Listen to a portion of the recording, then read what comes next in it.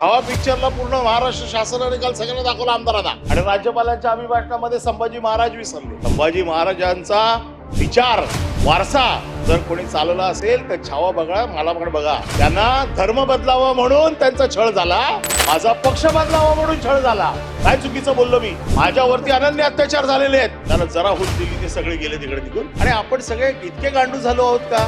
पण इतके नेबळट झालो आहोत का? अरे ज्या राहुल सोलापूरकर रे महाराजांबद्दल एवढं घाणेरडं बोलला, जो लाच देऊन महाराज सुटले, त्याला आपण पुणे सांस्कृतिक मंडळाचा सदस्य बनवतो। एक तरी मंत्री उठला का राहुल सोलापूरकरला आतमध्ये टाका? नाही, तुम्ही मंत्री नाही आहेत ना, आणि तुम्हाला करणार पण नाहीत ते। आयुष्यभर मावळे राहा। वस्तुस्थिती काय? मराठी माणसाला दररोज सोडतायत की बाळाचं नाव दुसऱ्यांच्या घरात ठेवायला गेले। खडसे साहेबांनी सांगितलं गर्भधारणा इथे झाली, डिलिव्हरीला तिकडे गेली। या रोड मॅप मध्ये पुढच्या वर्षी आपल्या सगळ्यांच्या बायका, गरीबापासून श्रीमंत सगळ्यांच्या बायका रेशमी साड्या घालणार आहेत। माझ्या पण बायकोला द्या, आम्ही नेतोच नाही, आम्ही सगळी नालायक मुलं आहोत आई बाबांची। की सरकारने योजना केली आहे, त्या योजनामध्येच आमचे आई वडील धार्मिक स्थळं बघतायत। अनिल परब सन्माननीय सदस्य। राज्यपालांच्या अभिभाषणावरती चर्चा सुरू आहे। सोमवारी ज्यावेळी राज्यपालांनी आपल्या सरकारचं जो रोडमॅप असतो तो साधारण अभिभाषणातनं दिसत असतो,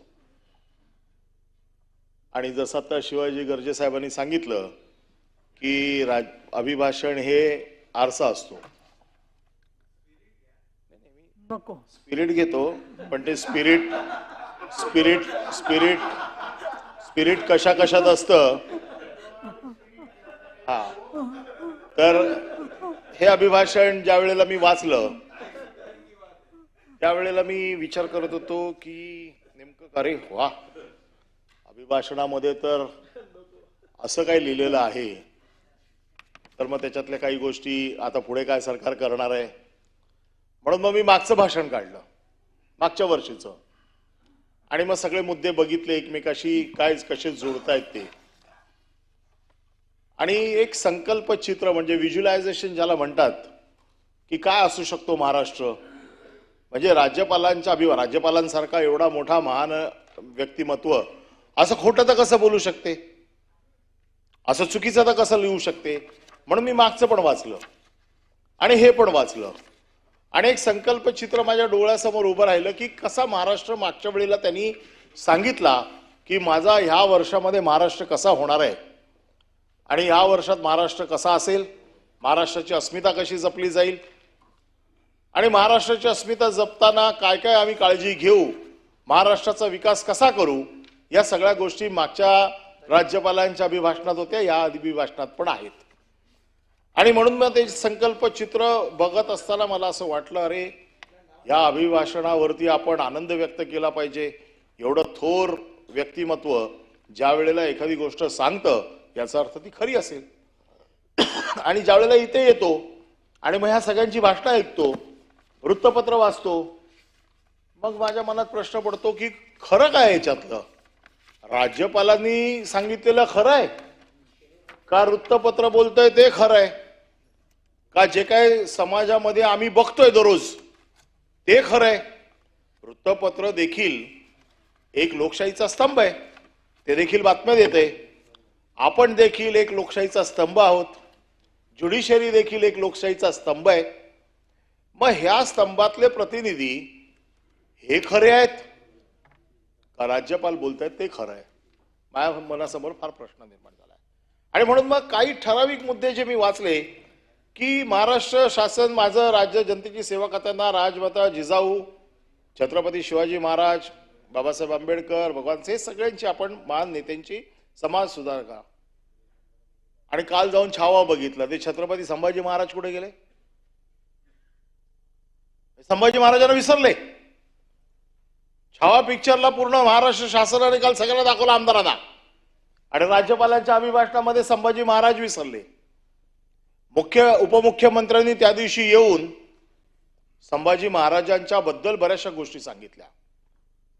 छत्रपती शिवाजी महाराजांबद्दल इथे तुम्ही लिहिलेलं आहे की त्यांचा मान सन्मान, त्यांचं महान कार्य, आणि जो कोरडकर त्यांचा अपमान करतोय, जो सोलापूरकर त्यांचा अपमान करतोय, यांच्या बाबतीत तुमच्या सरकारची हिंमत नाहीये की त्यांच्यावरती कारवाई करायची. त्यांना तुम्ही वाचवताय आणि राज्यपालांना चुकीची माहिती देताय.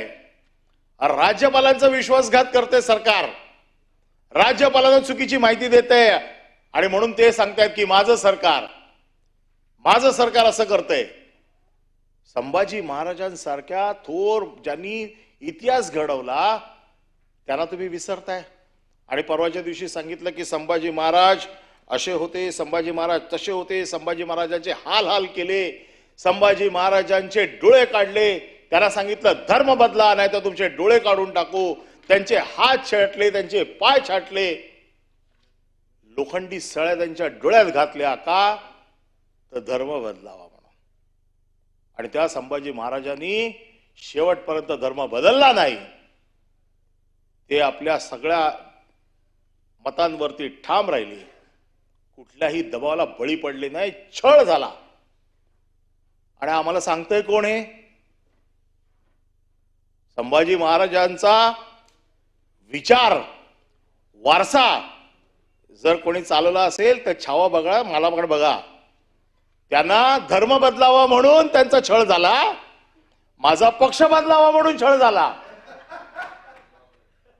ईडीची नोटीस, ईडीची कारवाई, सीबीआय, इन्कम टॅक्स, एनआय टाकलं नाही ना. मी पण तेवढंच कडक आहे ना. ते राऊत साहेब गेले, ते थोडे कच्चे निघाले, मी तुम्हाला पुरून उरलो. वाक्य ठेवायचं रेकॉर्डवर, पण वाक्य ठेवायचं हे रेकॉर्डवर. नाही, रेकॉर्डवर का ठेवायचंय? आहे वाक्य. काय चुकीचं बोललो मी? काही माझ्यावरती अनन्य अत्याचार झालेले आहेत, मी सगळं भोगलेलं आहे, पण मी देखील त्यांचा वारसा जपणार आहे. त्यांच्या वारशावरती बोलण्याचा हक्क आहे मला. आणि मी देखील माझा पक्ष बदलला नाही याचा मला अभिमान आहे. त्या छत्रपतींचं नाव तुमचं इकडे असायला पाहिजे होतं. तुम्ही छत्रपतींना विसरले. आणि आम्हाला सांगतायत कोण? ज्याला जरा हुल दिली ते सगळे गेले तिकडे निघून. ते आम्हाला इकडून सांगतायत छत्रपतींचा वारसा. एक लक्षात ठेवा, राज्यपालांना चुकीची माहिती देऊ नका. आणि म्हणून ही सगळी जी काय मोठी नावं तुम्ही घेतली आहेत, यांचे अपमान होणार नाही याची काळजी घ्या. यांचा मान सन्मान राखा. कोणी उठतो, आता मी माझी भाषा वापरत नाही, कोणी उठतो महाराजांबद्दल बोलतो, कोणी उठतो संभाजी महाराजांबद्दल बोलतो, आणि आपण सगळे इतके गांडू झालो आहोत का? हा शब्द जर असत्संगी असेल तर काढून टाका. पण इतके नेबळट झालो आहोत का की राजकारणासाठी आपण त्यांना वाचवतोय? काल अबू आझमी बोलल्यावरती सगळ्यात पहिली जर मागणी कोणी असेल तर आम्ही केली सगळ्यात पहिली मागणी की अबू आझमीला आतमध्ये टाका. मी केली मागणी. आपल्या दैवतावरती जर कोणी येत असेल तर त्या दैवताला बिलकुल सोडता कामा नये. मग तिकडे राजकीय पक्ष, राजकारण हे सगळं बाजूला ठेवून आपण सगळे एक झालो पाहिजे, ही भावना या सभागृहाची असली पाहिजे. पण आपण काय बघतो? राजकारण बघतो. आपण काय बघतो? त्याची जात कुठली आहे, तो कोण आहे. अरे ज्या राहुल सोलापूरकर रे महाराजांबद्दल एवढं घाणेरडं बोलला, जो लाच देऊन महाराज सुटले, त्याला आपण पुणे सांस्कृतिक मंडळाचा सदस्य बनवतो. कुठलं राजकारण आहे? शर्मेची गोष्ट आहे आपल्यासाठी ही की ज्या राहुल सोलापूरकरने महाराजांबद्दल इतकं चुकीचं बोललाय, कुठले पुरावे त्याने दिले? त्याच्याबद्दल आपण ज्या वेळेला बोलतो त्यावेळेला सरकार म्हणून आपण आपली जबाबदारी द्या. एक तरी मंत्री उठला का की राहुल सोलापूरकरला आतमध्ये टाका? नाही, तुम्ही मंत्री नाही आहेत ना, आणि तुम्हाला करणार पण नाहीत ते. आयुष्यभर मावळे राहा. जय भवानी जय शिवाजी. पण महत्वाचं लक्षात ठेवा की राजकारणाच्या व्यतिरिक्त देखील महाराष्ट्राची अस्मिता जपायची असेल, महाराष्ट्रातल्या या महान नेत्यांचं जर महत्व कमी करायचं नसेल तर सगळं राजकारण बाजूला ठेवून आपण संपूर्ण सभागृह हे एक असलं पाहिजे.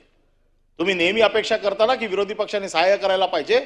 आम्ही तुमच्या बरोबर आहोत, पण सरकारने देखील कठोर भूमिका घेतली पाहिजे. इथे वेळ मारून देण्याची भूमिका घेऊ नका. कोरटकरला जामीन झाला, अपील का नाही केलं? आजपर्यंत अपील केलेलं नाहीये. आणि सरकार जर उभं राहिलं असतं तर 100% कोरटकरला आतमध्ये टाकू शकलं असतं. कोरटकरला वाचवण्यामध्ये काय इंटरेस्ट आहे? आपण म्हणता तो चिल्लर आहे. अरे तो चिल्लर आहे, त्याची हिंमत कशी झाली? चिल्लर असताना त्याची हिंमत कशी होते महाराजांबद्दल बोलायची? त्याला बिलकुल कुठल्या पद्धतीने त्याला माफ करता कामा नये. आणि म्हणून या महाराजांबद्दल बोलताना आपल्याला ह्या सगळ्या सभागृहाला एकत्र असलं पाहिजे, अशी माझी भावना आहे. नंतरचा आपला मुद्दा आहे महाराष्ट्र कर्नाटक सीमावाद. हा तर गेले कित्येक वर्षाचा प्रश्न आपला पडलेला आहे. मी देखील याच्यात भरडलेला एक कार्यकर्ता आहे. कर्नाटकी पोलिसांचा मार खाल्लेला कार्यकर्ता आहे. भुजबळांच्या नेतृत्वाखाली ज्या वेळेला शिंदे साहेब पण होते, ज्या वेळेला पोलिसांनी आम्हाला तुडवलाय, त्याच्यातला मी एक कार्यकर्ता आहे. परंतु हे संकल्पचित्र जे बघतोय, या संकल्पचित्रामध्ये काय बघतोय की महाराष्ट्र सरकारचं दिल्ली दरबारी एवढं वजन आहे की कर्नाटकला केंद्र सरकारने झोडपून काढलाय. आणि बेळगावचा मराठी माणूस ताठ मानेने चालत चाललाय आणि कर्नाटकी पोलीस त्याला सॅल्यूट मारतोय. असं संकल्पचित्र या पुस्तकातनं माझं तयार झालेलं आहे. वस्तुस्थिती आहे का? नाही. वस्तुस्थिती काय आहे? मराठी माणसाला दररोज झोडतायत. मराठी माणसाला मराठी बोलता येत नाहीये. मराठी माणूस तिथे मराठी आहे असं बोलू शकत नाही. ही वस्तुस्थिती आहे. आणि आपण काय इथे लिहितोय की सगळ्या बाबतीमध्ये आपण त्यांना मदत करतोय, त्याची मान पडणार नाही, त्याची मान ताठ राहील, अशा प्रकारची भूमिका महाराष्ट्र सरकारने घेतली आहे. का त्या राज्यपालांना खोटं ठरवत आहे? का चुकीची माहिती त्यांना देत आहे? आणि म्हणून माझं असं मत आहे की राज्यपालांना ह्या सगळ्या माहिती देताना हे सगळे जे काही वस्तुस्थिती आहे, आणि म्हणून माझ्या मनात खरंच द्विधा मनस्थिती होती, हे वाचू का वस्तुस्थिती बघू, हे वाचू का वस्तुस्थिती बघू. तिसरा मुद्दा ज्या वेळेला आला की एवढं मोठं औद्योगिक धोरण महाराष्ट्राचं आहे आणि 2025 मध्ये स्वित्झर्लंडला दावोस येथे झालेल्या जागतिक आर्थिक परिषदेमध्ये 63 राष्ट्रीय आंतरराष्ट्रीय कंपन्यांशी सुमारे 15,72,000 इतक्या गुंतवणुकीचे सामंजस्य करार झाले. आता अभिजितने सगळं वाचलं, मी काय त्याच्यात जात नाही. पण हे वाचल्याच्या नंतर माझं मत असं झालं, एवढे पैसे आलेत महाराष्ट्रात, एवढी गुंतवणूक महाराष्ट्रात आली आहे, एवढ्या नोकऱ्या महाराष्ट्रात आल्या आहेत, एवढे धंदे महाराष्ट्रात आले आहेत. आता महाराष्ट्रात बेकार कोण राहणार आहे? कोणच राहणार नाही. सगळ्यांना नोकऱ्या, सगळ्यांना काम, सगळीकडे पैसेच पैसे, सगळ्या फॅक्टऱ्या. आणि आपण जमीन मागितली किती? 10,000 एकर. अरे एवढे पैसे येत आहेत, फक्त 10,000 एकर मागताय. अरे कमीत कमी 1,00,000 एकर तर मागा. कारण एवढ्या पैशाची गुंतवणूक, एवढ्या फॅक्टऱ्या, एवढं सगळं येणार आहे आणि जमीन मागताय किती? 10,000 एकर. अरे का फसवत आहे त्या राज्यपालांना? कमीत कमी ते तर गणित जुळवा की एवढे पैसे आले तर किती उद्योग येणार आहेत, एवढ्या उद्योगासाठी किती जमीन लागणार आहे, हे तर गणित मांडा. काय ठोकळे बंद सरळ सरळ तुम्ही देताय. मी संकल्पचित्र बघतोय. संकल्पचित्रामध्ये एवढी गुंतवणूक, 15,72,000 कोटीची गुंतवणूक परदेशातनं येणार आहे, आंतरराष्ट्रीय देशात येणार आहे. कोणीतरी मगाशी सांगत होतं की देशातले उद्योग इकडचेच तिकडे. अरे ज्याचं साधं गोष्ट आहे, ज्याचं रजिस्टर्ड ऑफिस मुंबईत आहे किंवा महाराष्ट्रात आहे, त्याचे जगभरात कुठेही धंदे असू देत, त्याला महाराष्ट्रातलाच पकडला जातो. रिलायन्स आज एवढी मोठी कंपनी आहे, कॉर्पोरेट टॅक्स आणि त्याचे सगळे जे टॅक्सेस आहेत हे महाराष्ट्र सरकारला मिळत आहेत. जेवढ्या मोठ्या कंपन्या आहेत, का महाराष्ट्र आज औद्योगिक क्षेत्रात उभा आहे? जरी त्यांच्या कंपन्या बाहेर असल्या तरी त्यांची रजिस्टर्ड ऑफिस महाराष्ट्रात आहे. आणि म्हणून त्यांना हे सगळे तुम्ही किती किती सांगताय. जसं त्याने सांगितलं की बाळाचं नाव दुसऱ्याच्या घरात ठेवायला गेले. खडसे साहेबांनी सांगितलं गर्भधारणा इथे झाली, डिलिव्हरीला तिकडे गेले. खडसे साहेब सांगून गेले मला हे वाक्य बोल म्हणून. अरे नाही, खडसे साहेब मला सांगून गेले जाताना की हे बोलायचं आहे म्हणून. आता शेवटी एवढे नेते मोठे आहेत माझे, मला सांगितलं तर मला ऐकायला पाहिजे त्यांचं. पण जर तुम्ही एवढे उद्योग, एवढा पैसा तुम्ही आणलेला आहे हाच पैसा मागच्या वर्षी दावोसमधनं पण आणला. बरोबर आहे. मागच्या वर्षात दावोसमधनं किती पैसे आणले? मागच्या वर्षात देखील दावोसमधनं जवळपास एवढीच गुंतवणूक आणली. मागच्या वर्षात 1,37,000 कोटी, या वेळेला 15,72,000 कोटी. मग मागच्या वेळेला जर एवढे पैसे आले, त्याच्या फॅक्टऱ्या लागल्या असतील ना कुठेतरी, त्याच्या नोकऱ्या मिळाल्या असतील ना कुठेतरी, त्याचे सगळे उद्योग होऊन महाराष्ट्र आर्थिकदृष्ट्या समृद्ध झालेला असेल, हे माझं संकल्पचित्र आहे. वस्तुस्थिती आहे का तशी? वस्तुस्थिती तशी नाही आहे. वस्तुस्थिती हा अभिजित उगीच काहीतरी सांगतोय, पत्रकार काही लिहितायत. खरं यांच्यावरती तुम्ही सगळ्या विरोधी पक्षावरती तुम्ही कारवाई करायला पाहिजे की तुम्ही चुकीचं बोलताय म्हणून. एवढा मोठा महाराष्ट्राचा कारभार, एवढे हजारो करोड रुपये येत आहेत महाराष्ट्रात, आणि तरी महाराष्ट्रामध्ये दारिद्र्य आहे, महाराष्ट्रामध्ये बेरोजगारी आहे, महाराष्ट्रामध्ये लोकांना काम नाही आहे. हे काय चाललंय? का राज्यपालांना फसवताय? दरवर्षी फसवताय. मागच्या वर्षीचे देखील आकडे मी बघितलेत, जे माझ्याकडे आता इथे आहेत. मग महाराष्ट्राच्या राज्यपालांना तुम्ही जे काही लिहून देताय ते खरोखर द्या काहीतरी लिहून. जे लिहून देत आहे त्याच्या जो काय हे आहे, आता ह्याच्यामध्ये तुम्ही सगळं, म्हणजे मी काय तर सगळ्या गोष्टी जात नाही, साध्या साध्या गोष्टीमध्ये तुम्ही राज्यपालांना फसवलेलं आहे. आता एवढ्या सगळ्या कोटीची गुंतवणूक मागच्या वर्षी आलेली आहे, या वर्षी तुम्ही परत सांगताय आम्ही गुंतवणूक आणणार आहे. मग मागच्या वर्षीची गुंतवणूक गेली कुठे?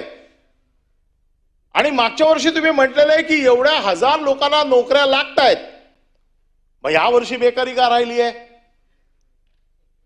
या वर्षीची बेकारी, या वर्षी औद्योगिक विकास मंडळातर्फे 3,500 इतके औद्योगिक भूखंड वितरित करण्याचा निर्णय घेतलेला आहे. मागच्या वर्षीची जी काही गुंतवणूक आलेली आहे त्याचं जर कॅल्क्युलेशन केलं तर 3,500 एकर मध्ये काय होतंय? या वर्षीची परत 15 लाख कोटीची गुंतवणूक, मग परत पुढच्या भूखंडांचं काय होणार आहे? कुठेतरी खरं बोला, कुठेतरी वस्तुस्थिती मांडा. या सगळ्या गोष्टी ज्या तुमच्या आहेत त्या आमच्या डोळ्यात धूळ फेकणार आहेत.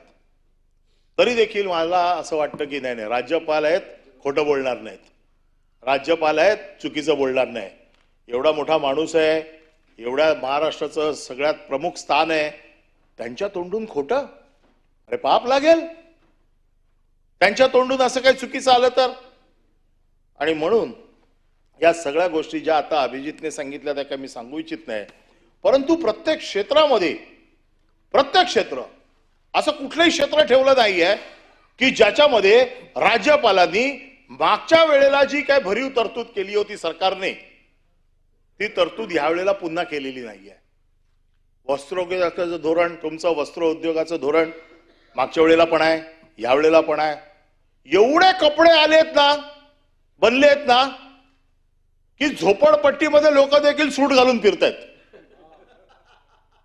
एवढे कपडे आलेत फुकटच. खरंच तुम्ही चुकीचं बोलताय सगळं. कारण मागच्या वर्षीचं तुमचं वस्त्रोद्योग धोरण मी बघितलं, किती कपडे तुम्ही टेक्सटाईल पार्क बनवले अमरावतीला, हजारो कोटी मीटरचा कपडा बाहेर पडलाय त्याच्यातनं, तरी देखील माणसं उघडी नागडी का फिरतायत? तुम्ही चुकीचं काहीतरी राज्यपालांना सांगता. एक तर राज्यपाल चुकीचे आहेत का आम्ही चुकीचे आहोत? आणि जर उघडे लोक राहत असतील, कपडे नसतील लोकांकडे, तर त्याला जबाबदार कोण आहे? हे पुस्तक का आम्ही?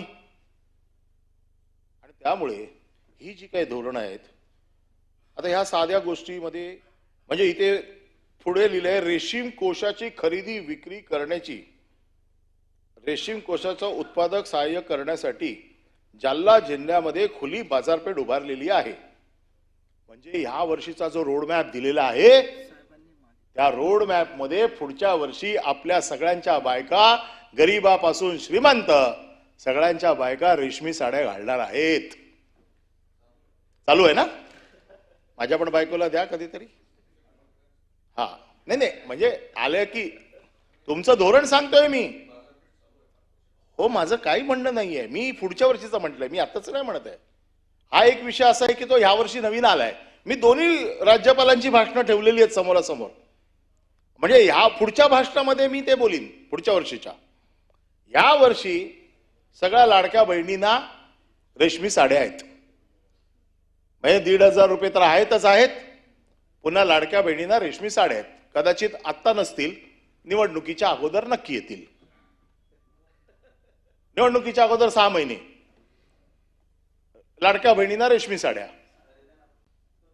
हा पण रेशमी साड्या, रेशमी, हे रेशमांचं चाललंय. पण महिलांचा प्रश्न आहे कुठली साडी नेसावी ते ना. नाही, हे देणार ना, त्यांना कोण काय द्यायचं काय प्रश्न आहे. देतील ना, फुकट देतील ना. फुकट दिलं तर काय, फुकट दिलं तर कुठली महिला म्हणणार की मला देऊ नका म्हणून. म्हणजे रेशमी साडी असेल तर महिला आनंदी होतील. आनंदी होतील आणि त्यांनी आनंदी करावं. आमच्या शुभेच्छा आहे. फक्त राज्यपालांना फसवू नये एवढीच आमची अपेक्षा आहे. आता ह्या बेरोजगारीचा प्रश्न मी पुन्हा वारंवार सांगतोय तुम्हाला की एवढा मोठं तुमचं नेटवर्क, एवढे मोठे पैसे, एवढं सगळं आलेलं आहे. बेरोजगारी तर आताच कामा नये. आणि तसं तुम्ही बेरोजगारांना ह्या मुख्यमंत्री युवा कार्य प्रशिक्षण योजना, अरे काय करायची आहे प्रशिक्षण? ऑलरेडी एवढ्या नोकऱ्या उपलब्ध आहेत, तो काय ना काहीतरी करेलच ना. मुख्यमंत्री कशाला पाहिजे त्याला कार्ययोजना त्याची?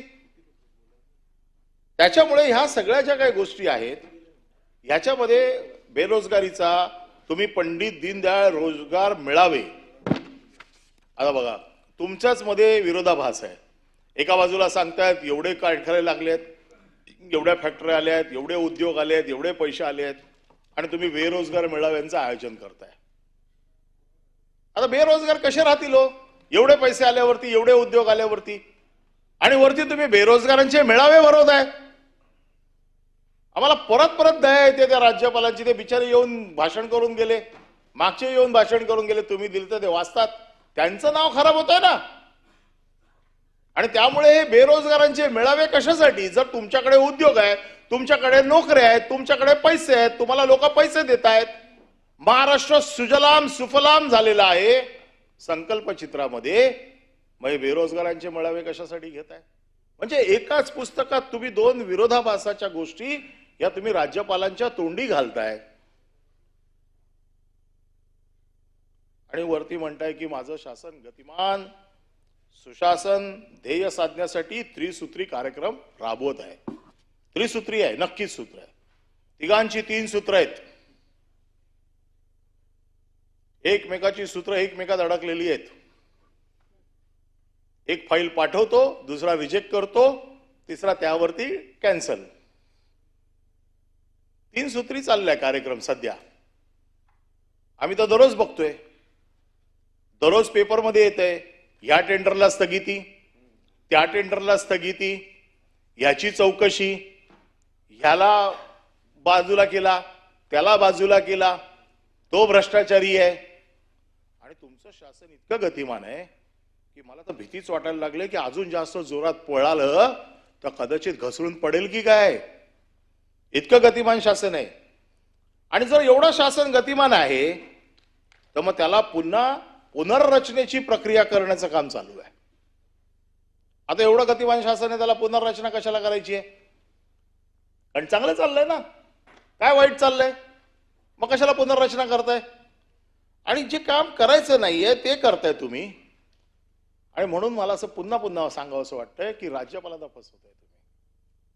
इकडे तुम्ही खाली म्हणताय की कर्मयोगी भारत कार्यक्रम अंतर्गत कर्मचाऱ्यांची नोंदणी, 5 लाख कर्मचाऱ्यांची नोंदणी प्रक्रिया सुरू आहे. कर्मचाऱ्यांना प्रशिक्षण, सेवा कर्मी पुरस्कार, सगळं चांगलं चाललंय. आणि त्याच्यानंतर तुम्ही म्हणताय की नागपूर गोवा शक्तीपीठ दुर्ग गती महामार्गाचे काम चालू आहे.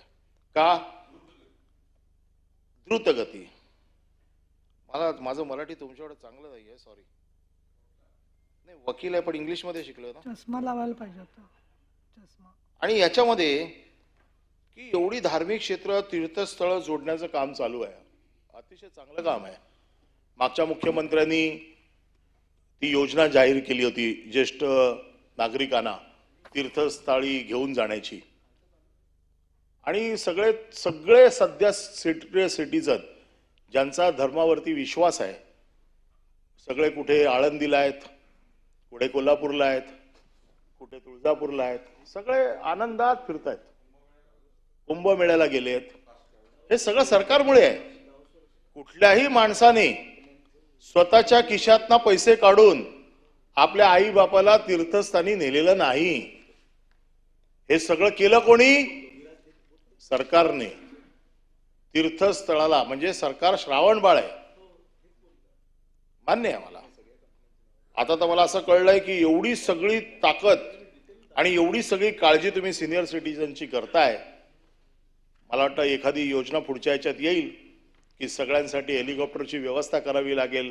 बिचारे वयोवृद्ध आहेत, गाड्याने प्रवास करताना हाडं खिळखिळं होतात, त्रास होतो आणि सगळ्याला तुम्हीच घेऊन जाताय. आमच्या आईबापांना पण तुम्हीच नेताय. आम्ही नेतच नाही. आम्ही सगळी नालायक मुलं आहोत आईबापांची की सरकारने योजना केली आहे, त्या योजनामध्येच आमचे आई वडील धार्मिक स्थळं बघतायत. श्रावणबाळ आहे ना? हा, रावणबाळ आहे. आम्ही रावणबाळ असू कदाचित, पण श्रावणबाळ म्हणून आमच्या आई वडिलांची देखील तेच सांगतो. ठीक आहे.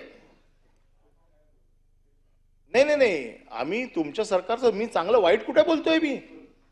मी म्हटलं आमच्या आई वडिलांची देखील काळजी तुम्हीच घेतलेली आहे आणि त्यामुळे हेलिकॉप्टरने त्यांना घेऊन जा अशी मी मागणी करतोय या सरकारकडे आणि ती तुम्ही पूर्ण करणार. कदाचित कराल की नाही मला माहित नाही, पण राज्यपालांना पुढच्या भाषणामध्ये तुम्ही हे बोलायला लावणार. त्याच्यामुळे हा जो काय राज्यभरातील रस्त्याचा टिकाऊपणा, 1600 कोटीची टेंडर काढली मुंबई महानगरपालिकेची. फक्त भ्रष्टाचार किती झाला तो फक्त मध्ये सांगा जरा. 0. पण टेंडर कॅन्सल का केली? जर टेंडर बरोबर होती तर कॅन्सल का केली? स्टे का दिला? अरे आपण थोडेसे अजून थोडी माहिती घ्या, कारण आम्ही पण हे जे बोलतोय ते पूर्ण 2-2 दिवस अभ्यास करूनच येतो याचा. ज्या 1600 कोटीची टेंडर काढली, जे रस्ते निकषात बसत नव्हते ते रस्ते देखील त्या निकषात बसवण्यात आले. निवडणूक निधी हा या सगळ्या टेंडर मधना जमा झालेला आहे. 100 कोटीची कामं दिली प्रत्येक मतदारसंघात विधानसभेच्या. ह्या 100 कोटीची कामं होऊ शकतात किती दिवसात? 2 महिन्यात. मोबिलायझेशन फंड दिला, त्या आमदाराला पैसे टक्केवारी द्यायला सांगितली. आज सगळी कामं अडकून पडलेली आहेत. आजच खालच्या सभागृहात हा विषय झालेला आहे. माझ्याकडे अंधेरीला जे रस्ते प्रायव्हेट आहेत, जे महानगरपालिका करत नाहीत, ते देखील रस्ते खणून ठेवलेत. कॉन्ट्रॅक्टर पैसे देऊन गेला आपल्या माणसाला. निवडणूक निधीसाठी ही सगळी टेंडर काढलेत. आम्हाला काही समजत नाही का? आम्ही पण राजकारणात खूप वर्ष आहोत ना. अरे पण तुम्ही करा ना भ्रष्टाचार, पण राज्यपालांना कशाला खोटं बोलायला लावताय? तुमचा पाप त्यांच्या डोक्यावर का मारताय? तो बिचारा साधा माणूस येऊन तुम्ही जे लिहून देताय ते बोलूच जातोय.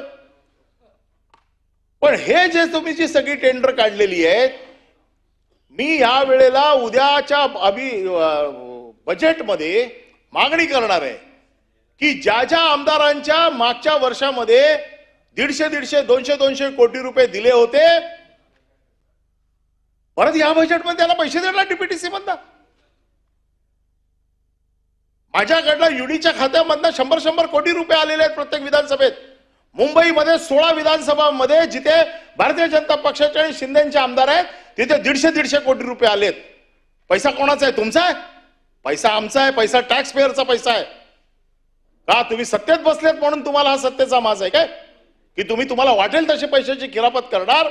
आणि जो माणूस बिचारा गरीब आपला टॅक्स भरतो, त्या टॅक्स वरती तुम्ही फक्त ट्रस्टी आहात, पण तुम्ही मालक असल्यासारखे वागताय आणि तुम्ही हवे तसे पैसे उधळताय, त्याच्यातनं कमिशन खाताय आणि त्या कमिशन वरती निवडणुका जिंकताय. आणि म्हणून तुम्हाला जे काय पाप करायचंय ते करा, पण त्या राज्यपालांच्या डोक्यावर मारू नका. आता ईव्हीएम पॉलिसी झालं, माझं संपत आलं. ईव्ही पॉलिसी जी तुम्ही केलेली आहे, तुम्ही सौर पंपाची सौर ऊर्जेची पॉलिसी केलेली आहे. ईव्ही पॉलिसी सौर मागेल त्याला सौर ऊर्जा, मागेल त्याला काय म्हणतात त्याला सोलार, ही तुमची गोष्ट आहे. मी त्या दिवशी दुकानात गेलो, अरे मागेल त्याला आहे ना, देतोस काय मला? तुला चल फुट. नाही, मी गावाकडे शेती करतो ना, एवढं तर थोडं तर मला पण कळतं ना. साहेब तुम्ही बोललेलं मी बोललो हा मगाशी. तुम्ही आदेश केला होता ते गर्भधारणेचा. गावात शेती नाही माझ्या, हेलिकॉप्टरने जात नाही मी, गरीब शेतकरी आहे. पण मागेल त्याला सोलर तुम्ही देणार. सगळं ऊर्जेचं सगळं तुम्ही इतकं परफेक्ट काम केलेलं आहे की ह्या महाराष्ट्रामध्ये ऊर्जा किंवा इलेक्ट्रिसिटीची बिलकुल शॉर्टेज नाहीये. तुम्ही सप्लिमेंटरी बजेट काढा. सप्लिमेंटरी बजेटमध्ये यावेळेला पैसे कसले दिलेत तुम्ही? तुम्ही पैसे इलेक्ट्रिसिटीला दिलेत. का दिलेत? पुढच्या 2 महिन्यामध्ये विजेचा तुटवडा होणार आहे. परब साहेब अर्धा तास झाला. नाही, आता संपत आलं. फक्त 5 सदस्य मिनिटं. बोलायचे आहेत, उरलेले 20-22 पुढच्या काही दिवसामध्ये आहेत असं घेते. पुढच्या काही दिवसामध्ये 10,000 मेगावॅट वीज लागणार आहे. तुम्ही ईव्ही पॉलिसी करताय, तुम्ही सौर ऊर्जा करताय, तुम्ही सगळं करताय. हे वाचल्यावरती असं वाटतंय की आपला देश किंवा आपला महाराष्ट्र इलेक्ट्रिसिटीमध्ये एवढा पुढे गेलाय की आपली वीज आपण बाकीच्या सगळ्या राज्यांना विकू. पुस्तक वाचल्यावर तर असंच वाटतंय. वस्तुस्थिती काय? पुढच्या मे महिन्यामध्ये लोडशेडिंग आहे. आता तुम्ही बजेटमध्ये पैसे देताय. इलेक्ट्रिक खातं किती डेप्रिशिएट आहे, बिलाचे पैसे किती बाकी आहेत, या सगळ्यावरती आम्ही बजेटमध्ये बोलू. पण आता तुम्हाला एवढंच सांगतोय, हे जे काही शॉक देताय ना महाराष्ट्राला, ते शॉक तुम्ही काय ते द्या, त्या राज्यपालांच्या तोंडी घालू नका. आणि म्हणून मी खरं म्हणजे बऱ्याचशा गोष्टी आहेत ज्याच्यावर अजून बोलू शकतो. किसान क्रेडिट कार्ड आहे, ज्या क्रेडिट कार्डचा उपयोग हे पुस्तक वाचल्यावरती तर मला असं वाटतंय की क्रेडिट कार्ड म्हणजे किसानाच्या हातात क्रेडिट कार्ड म्हणजे जसं आपले उद्योगपती क्रेडिट कार्ड वापरतात तसं तो किसान क्रेडिट कार्ड वापरत असेल असं माझं मत हे पुस्तक वाचून झालंय. आहे का वस्तुस्थिती? मला एवढं तर क्रेडिट कार्डच्या बाबतीत, किसान क्रेडिट कार्डच्या बाबतीत माहित नाही. हेमंतजी सांगू शकतात जास्त. पण तसं आहे का? क्रेडिट कार्ड त्याला मिळालं म्हणजे त्याला सगळे अधिकार मिळाले? तर ह्या सगळ्या ज्या गोष्टी आहेत ह्या सगळ्या राज्यपालाच्या तोंडी तुम्ही घातलेल्या आहेत. म्हणजे खरं म्हणजे महाराष्ट्र सरकारचं पाप, महाराष्ट्र सरकारचा रोडमॅप असतो राज्यपालाचं अभिभाषण, तर त्याला राज्यपालांना तुम्ही चुकीच्या, फसव्या, खोट्या रस्त्यावरती घेऊन जाताय. त्याच्या समोर चुकीचा आरसा तुम्ही पकडताय, चुकीचं सगळं मार्गदर्शन करताय. आणि म्हणून हे राज्यपालांच्या अभिभाषणावरती मी खेद व्यक्त करतो. आणि हे भाषण मी पुन्हा एकदा कबुतराच्या भोकात म्हणजे पिजन होल, कबुतराचं भोक म्हणजे पिजन होल, त्याच्यामध्ये नेऊन ठेवतो आणि मी खेद व्यक्त करतो.